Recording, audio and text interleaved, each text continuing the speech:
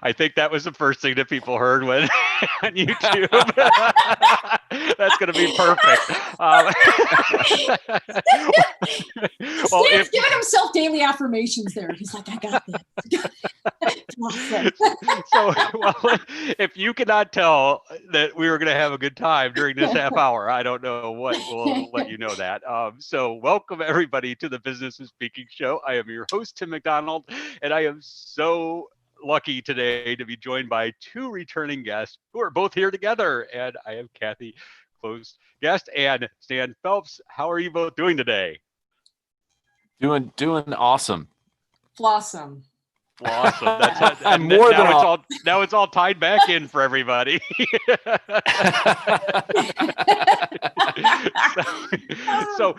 so we have for people that haven't listened to the show, typically I have one guest and I ask them about their journey of how they became a speaker and what they've learned since they've been a speaker. But today we thought we'd do something a little bit different. I'm gonna not play the host really, and I'm gonna let Kathy interview Stan, and then Stan's going to interview Kathy. And at the end, I'm just going to jump in for the last 5 minutes and ask him some speed questions, and we'll just go through those. So without further ado, I think we informally decided before we went live that Kathy was going to start. So I'm going to turn it over to you, Kathy. Sure, thank you. Well, I'm a big Stan, Phelps fan. So I Stan. So like Stan, one of the things that, we're all doing is adapting as speakers. What's been the thing that surprised you the most about what you had to do to shift to meet this moment? Well, to me, initially it was kind of the fear of the unknown. About 95% of what I had done in the past was in person. And I would do webinars. I get requested to do webinars. And I used to do the share the slides, talk over the slide thing. And that is a cure for insomnia. I mean, it's horrible. Because I've been on those, right? And I realized that, God, I just saw a mountain because in order to create a similar experience or a better experience than live and in person, I knew that wasn't going to cut it. And so I've been doing this for over 8 years now. And it was like, wow, you have to go back to the drawing board and rethink how you bring that vibrancy of an in-person experience to, a very small screen. So I think that was the biggest challenge. And as long as you view it as a challenge and you know what you want to create, then I think it's just a matter of trying to systematically get better. Yeah. And so I just did a lot of presentations in the beginning back in March and April to try to refine and get a little better each time. Mm-hmm. I like that. I like incremental sort of, evolution versus revolution. From webinar to webinat. I love that. I love that so much because I think, we're all trying to figure this out. What has been the single biggest thing that you think that you're doing differently in redesigning the experience for this channel that you found to have the biggest impact? Is there one thing? Well, I'll do it right now. One is was just the revelation that I needed to kind of recreate a similar environment for when I was on the stage. Mm-hmm. And so when we're on the stage, we're kind of front and center, and we have a visual that supports us behind it. Yeah. And so to me, the first big step that I made was, how do I recreate that? So the first step was put a monitor behind me, and just like I would on stage, instead of just being a little thing up in the corner, right? I'm now front and center. You can see my gestures. The visual support what I'm saying. They don't dominate what I'm saying. And I think that was the first big aha at least for me. Yeah. What hasn't worked? Like, because I think like everything's on the table right now. We're all experimenting. We're all figuring this out. Has there been something that you went, okay, let's try that? Oh, no, that didn't work. But it was a learning thing for you. And you went, okay, great. Sure. At least I tried it. Check the box. You know what I did early on? I got in front of a green screen. And I did the green screen with literally my slides behind me is like the entire thing on the green screen, not just a green screen. And it was clever. I was about this size in like the bottom corner, and that it worked kind of okay, but I'm just like, that's kind of too gimmicky. I want something that's more authentic and real. And that led me on the journey of like, all right, I need to create an environment that represents what I'm about and is going to enhance and level up the overall presentation. Yeah, because you've got quite the studio going, and I think that's such a wonderful thing. And I have been very honest and open about my pure jealousy for Stan's setup, but I want access to his studio, people. So where do you advise speakers to start? Because I think it is a lot to do maybe all at once. It is an investment. It's an incremental thing. Is there like one like piece of equipment, one kind of thing that just right from the get-go as a small investment that they can do like that might help just right away? Yeah, I think making sure your sound is locked in is probably, it's not a huge investment. And in order to get that right, I think it can make a big difference, because people will forgive, a less than perfect visual. They typically won't forgive like horrible sound. So I think I have mine mounted, up here, up top, but just buy one that, that you can put on your desk in front of you that's out of frame. But getting the sound right, I think, is an easy first step. Yeah. Oh, definitely.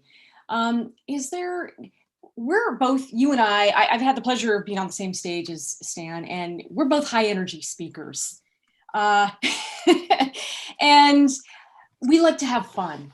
What is your secret, or how are you making sure that your energy stays high when the dynamics are different? It's completely different energy. And how are you finding you're able to at least meet that moment by raising your energy while you're doing your thing from a virtual place? Well, a couple of I think it's much harder to bring that energy and to maintain that energy when it's virtual. When you're in the room with, as we all know, when we've watched a live sporting event or been like in a crowded movie theater, right? Everything, that atmosphere just like amplifies. When you're coming across on a box, on a piece of glass, everything you do has to be much bigger. You have to be not afraid to go the full swan, right? And just be. And so I think you have to bring more energy. I think you have to be bigger in terms of your gestures. And I don't want to say acting, because that's the wrong way of looking at it. You just have to know that you have to be able to dial up in order to be able to bring that same energy that would just be natural in person. So I think that's at least my biggest thought is like, if you think you're coming through at like a 7 or an 8, you need to ramp it up to like a 10 or maybe even 11, because people are going to not see that energy. So you got to bring it. Yeah, definitely. Oh, definitely. I think you lose about 20 to 30% of your energy just translated through a Zoom environment, at least in my experience. So I think we have to work a little harder to amp up that energy if we want that feedback back. Is there something that you have said to yourself, all right, we have this moment where everything's changed. Now I get to reinvent myself. There's something I was doing before, and I don't have to do that anymore. Because I think one of the things that's so great for speakers in this moment is there is that reinvent button, that easy button. It's not, well, maybe not easy, but it is a reinvent button, and we get to hit it. And I think to myself, what do I want to pare back and not do? How about you?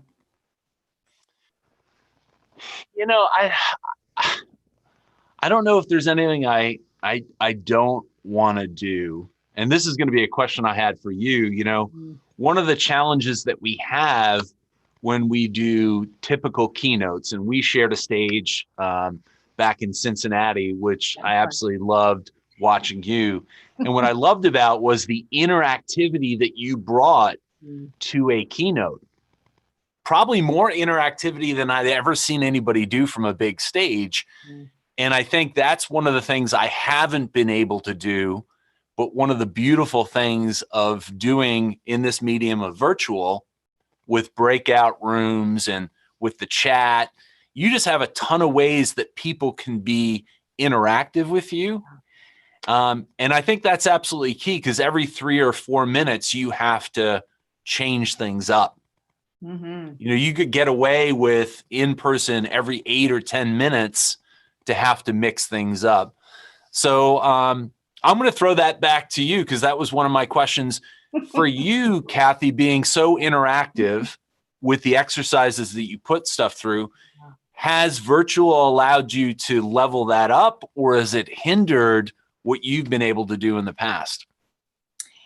You know, it's such a great question, because everything that I do is interactive. That's the nature of the talks. You know, we're talking about interactivity. We're talking about co-creating. We have to model that. So one of the things that I had to start experimenting with right away was like, all right, how can I take the interactivity that would happen in person and put it into this virtual environment and not lose something in translation? So the first couple of times I did it, it was like, that didn't work. And what I've discovered is, it's really, the key is using breakout rooms. Don't be afraid to try new things in breakout rooms. People love it. I know a lot of people are like, well, that's a variable I don't want to have to manage, because it does require you tracking a lot of moving parts. And yet, I think what it does is it creates such a dynamic experience that it combats the Zoom fatigue that we all feel. So if you want to get past that, I really think speakers have to up their interactive game. And I already had, because I think like an improviser, that was already sort of in my head. So yeah, I definitely put in a lot of thought to, it's not a talk, it's an experience. And I should be talking probably only half the time, and half the talk should be them interacting. What is a way to get them back? What's that flow? And yeah, the first couple of times I did it was like, well, that didn't work so good. But you have to experiment, and that's okay. And I'm finding that audiences are fairly forgiving. They're not going to be forgiving for long. Certainly if you're doing a paid keynote, you've got to nail that. But I think that audiences we're all in it in this moment of like, how do we then translate it, and what will work, what won't? Audiences want to be delighted, and they're willing to give you that benefit and go on that journey with you. And it will pay dividends if you think through very carefully, even do some dry runs on your own. Get your friends and practice breakout room drills, and then getting them back and see where the holes are, so that you're ready for the glitches that might come up. Yeah. Right. I love that piece of advice in terms of not like experimenting on like a paid audience, right? We're professionals. Yes. When we bring something, it needs to be tried and tested and true. Yeah. We don't want to be, we don't want to be experimenting on someone else's dime. I'm curious. What I love, and I loved watching you, and I learned some stuff. We're always watching speakers. What's one of the biggest mistake you've seen some speakers make as they've made the leap from in-person to virtual, or challenge that you've seen them face? I think the single biggest thing is what we're talking about, which I know you appreciate, because we talk a lot about design, experience, customer experience design, and that is no different. And now we're taking something that would exist in person, putting it into this new environment, and it's not a cut and paste. And what I'm seeing a lot of is people literally just moving it in, like we talked earlier, and it becomes a webinar. And I see people just talking over slides. And I think that, people are looking at the slides, they're not engaged. People have Zoom fatigue. We have to take into account the energy of people's day and work with the flow of human energy. So I think the biggest hurdle is not recognizing that things have changed, not recognizing where your audience is at and meeting them there. and not designing for the fatigue, the worry, the uncertainty, the ambiguity, the frustration, the sadness, maybe even the depression, and leaning into these things that the audiences are probably feeling. And I think to not acknowledge that. So I have a lot of jokes and interactive exercises, and sometimes I'll just go there in the beginning of the talk and make a comment or a joke. How's everybody feeling? And it seems a little weird, but I think in this environment, it's not, because it's not just like all of a sudden we flipped a switch and human emotions get turned off. And I think that's not adjusting, just cut and paste webinar. And boy, oof, yeah. I think you nailed it. It's not about like a webinar. It's about creating a virtual experience. And I think the challenge is to raise the bar so it's as good, if not better. And it's going to be different. Different doesn't mean good or bad, but it needs to. Question for you. I want you to take us back. I'm always curious to hear this, to when you first started out on your journey. Because what you learn very quickly is that for people to hire you, it's a word of mouth type of business. Yeah. And if somebody has had to have heard of you or seen you speak, it's like a chicken or egg type of thing. So when you started out, Kathy, what was your route to getting opportunities that then helped you develop it into a business? So back when I was still in tech and I left tech, I was running a global marketing and communications team. I did a lot of speaking because of my improv background. So I was doing a lot of training, speaking in-house, because they were like, have Kathy do it. She sucks the least. She's fun. She'll make it fun. So I started doing that. And then I started doing trainings and going to conferences and things like that. And then one of my routes was, I think, really, it helped me having that improv background. So when people found out that I had that, they were like, great. She will unborify this whole thing. I think one of the mistakes, I put it out there honestly to help people. It's one of the mistakes I made early on was maybe over relying on the word improv, because I think that can be scary for people. So what I had to do is balance out the fact that, yes, I have this improv background, but this is not theater we're talking about. My background is in business. I have an MBA. I'm a nerd. It's taking that with my improv background to bring these principles to life for better business outcomes. We are designing improv for business. You're not going to do theater. And I think one of the mistakes I made early on was not catching that, or I'm so deep in it. It's been almost 25 years for me doing stage work. So curse of knowledge, right? So I didn't catch that right away. And I think that the more that we can get out of our own heads and forget about what you think it is, reflect the language that the customers need, that probably would have, I think I would have been a little less bumpy on the way up, on the turbulence. Right. Yeah. That's a great point of not thinking about what problem you're solving, as opposed to getting so wrapped up into your own material. Question for you, because I know you love the idea of embracing who you are and not being afraid to let it out there. Yeah. So how do you embrace kind of your weirdness? How do you differentiate you versus a lot of people that offer a similar type of program? I think I learned a long time ago that by making the mistakes, that competing with other people sort of feature for feature was never going to get me anywhere. And I remember somebody pulling me aside early on in my journey, somebody who was a mentor to me and a tour mentor, but a good friend. And I remember he said, why would you hold that back? Like you've got this stuff that they don't. So, why not there's only one me.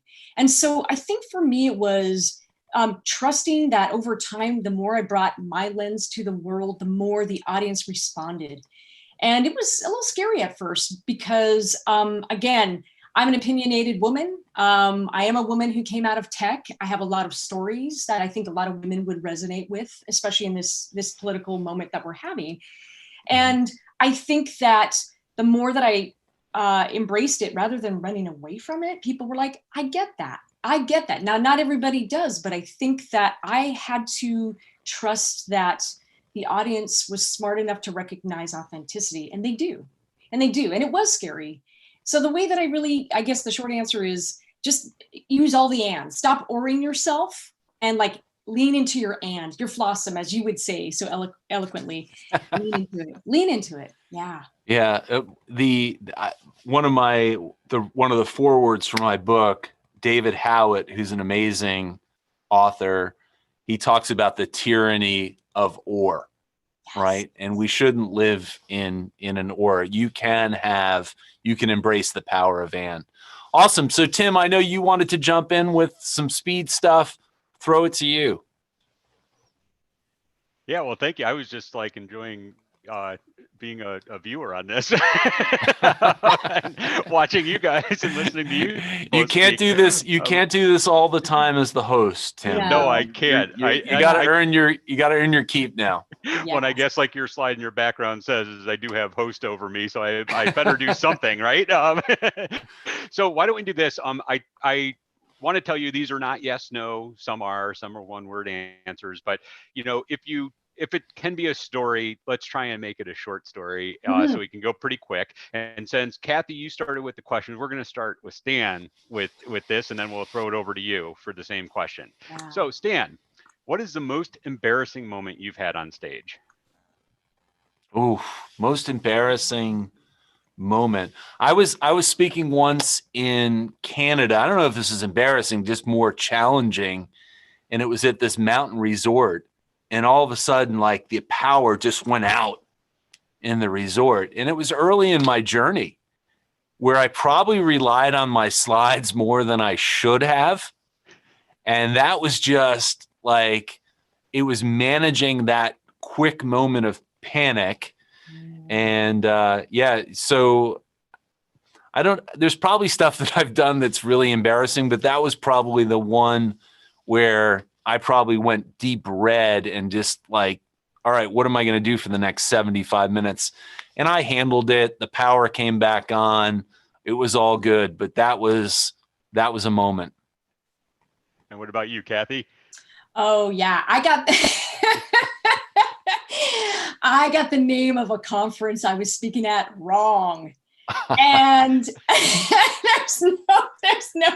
there's no purification of that one. So I was like, oops. And I made a joke about it. The audience laughed and I moved on. I just leaned into the mistake, but talk about it right at the beginning, like your slides, woof. All right, Stan, we talk about like all the challenges and, the downside of virtual events. I want to know, what is the best part of a virtual event for you? If I have to admit, last year I did 155,000 miles with Delta Airlines. I'm a big Delta fan, but I'm not that big of a fan that I actually enjoy travel. So I think the benefit of virtual is, look, I love spending time with my kids. I love sleeping in my own bed. Those things I think is probably the biggest benefit. And I think that might be the silver lining going forward, is that not everything we have to do going forward is going to involve travel. Great. Kathy? So what, again, Tim, what's the best part benefit? of a virtual event? Biggest benefit. I think for me, it's the same. I think, as Stan said, it's just not traveling so much. I do think that, I think seeing people's humanity in a way that in an in-person event you don't see. I think everybody is touched by COVID. We're witnessing a big social movement go on that needs to happen. And I think seeing the human side of people, their COVID hair, I don't know, there's something about people are showing up in a real way that I don't think we saw in person. Yeah, no, I love that. And I'll add to what Kathy said. I think what is great is that you always just have a handful of people when you do a keynote that will raise their hand or contribute. Mm-hmm. And there's a beauty of people being willing to participate virtually because they're not in the same room with everyone. They are, but they're not, right? So I think that's actually a huge benefit. Definitely. Yeah. So Stan, have you ever missed an event that you were booked to speak at? Knock on wood, I haven't. I've been close, and I actually missed a plane last summer, and they were able to move it back. And if they didn't have that flexibility, it would have been the first time that I've missed it. I always pride myself that I will always try to build in some redundancy, meaning that I always want to get to where I'm traveling to the day before, or be on earlier flights so I know there are later flights, because you're at the mercy of weather. You're at the mercy of computer systems. I mean, you want it just for your own sanity. You want to try to get there early. And I pride myself. I want to get there early, and I want to stay as late as I possibly can as a benefit that I give to a meeting planner. Yeah. So Kathy, have you ever missed an event that you were booked for? Almost, and not because of flight schedules, because of a talk I gave a year ago.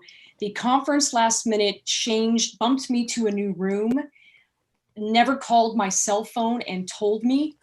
So there was no notification to me, the speaker.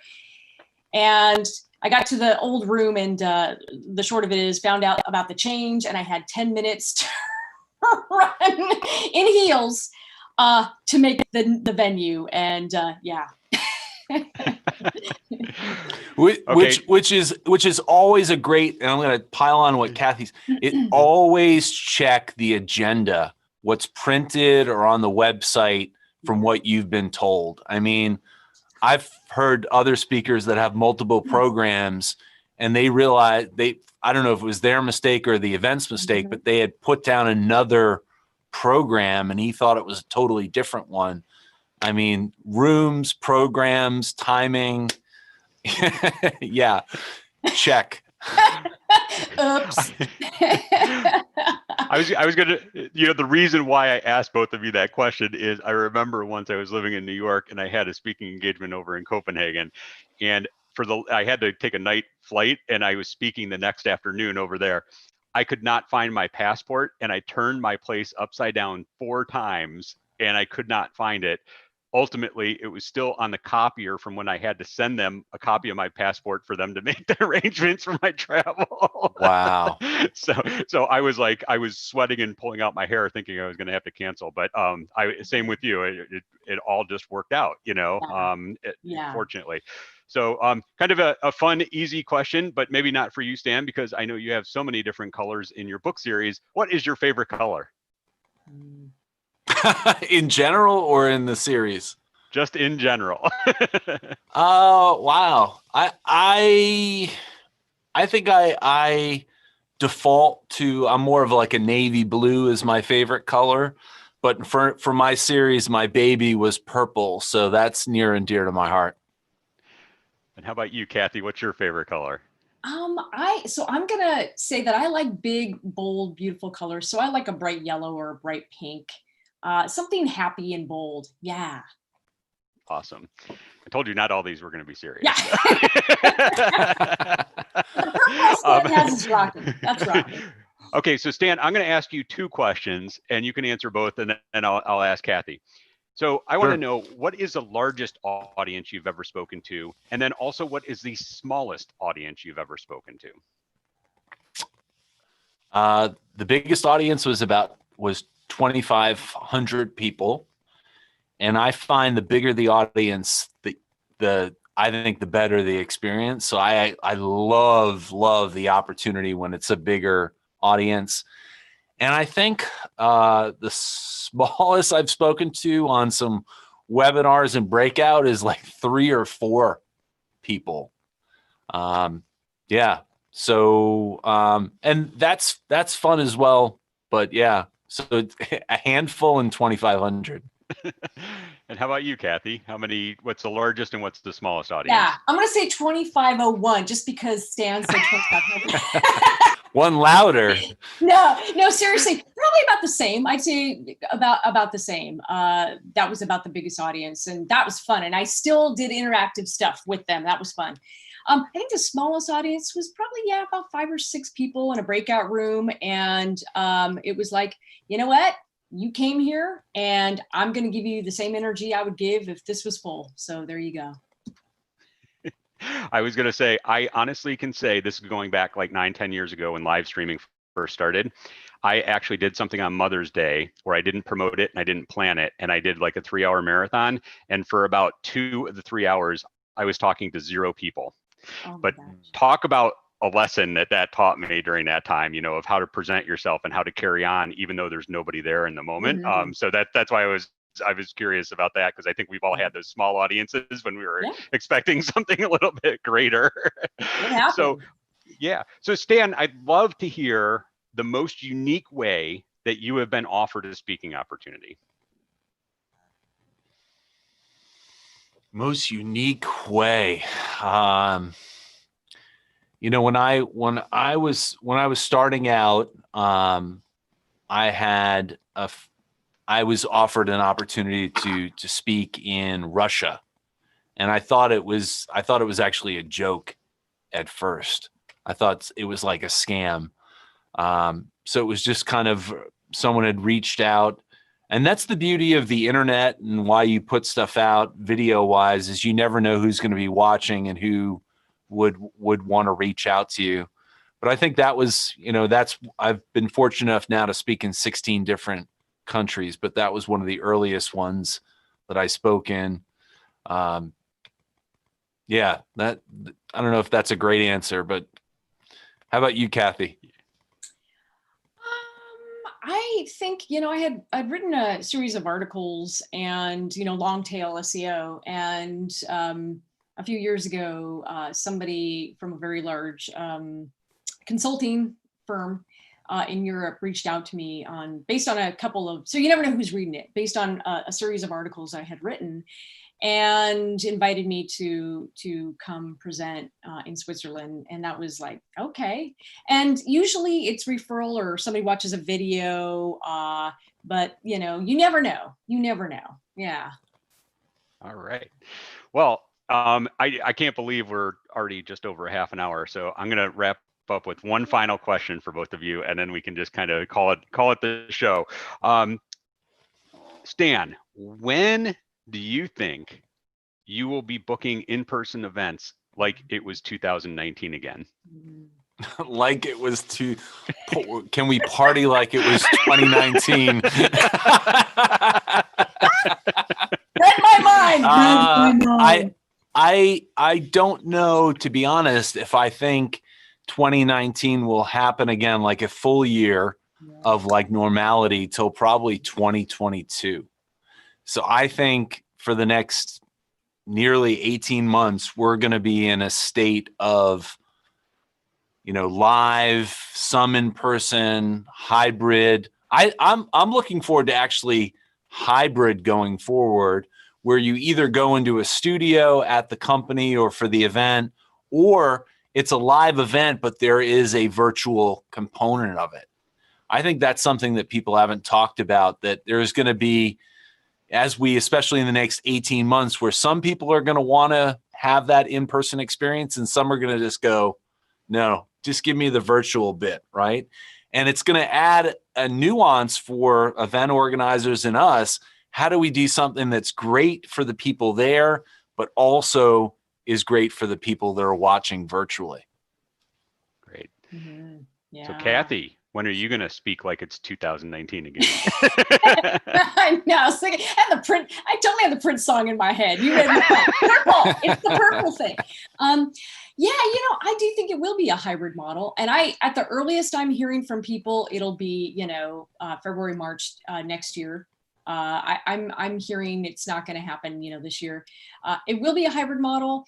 And I think it will be really different. It will never go. Here's the good thing. It will never go back to the way it was. So I've always done things interactively, but that's because of the nature of what I talk about. You can't talk about co-creation and all these different things without applying real-time improvisational principles.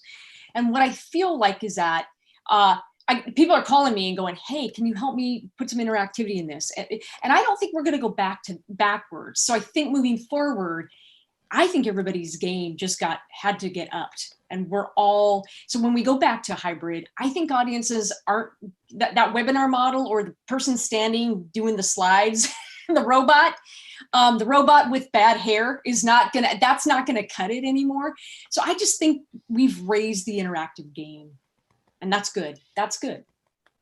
Yeah. Well, perfect. Well, thank you so much. And just before we kind of wrap up, how can people find you, Kathy, online?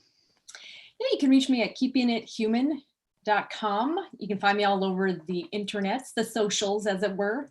My book, Stop Boring Me, is on Amazon. Well, thank you. And Stan, how about you? LinkedIn, Stan Phelps. And then my speaking website is stanphelpsspeaks.com. With 2 S's, I remember that. Correct, yeah. And get yourself Pink Goldfish, because that's a great book. It's a great book. Be flawsome. Yes. Well, thank both of you for making this morning such a fun show and letting me take a slightly different role for the majority of it. And I just want to thank everybody for watching. If you haven't yet, go over to speaking.business and sign up for our community over there. It's a free newsletter you get weekly. And this we're not going to stay on and do our normal ask one other question, because I have one from each of them already when they were individually on. So thank you all so much for joining us today. And I hope you both have a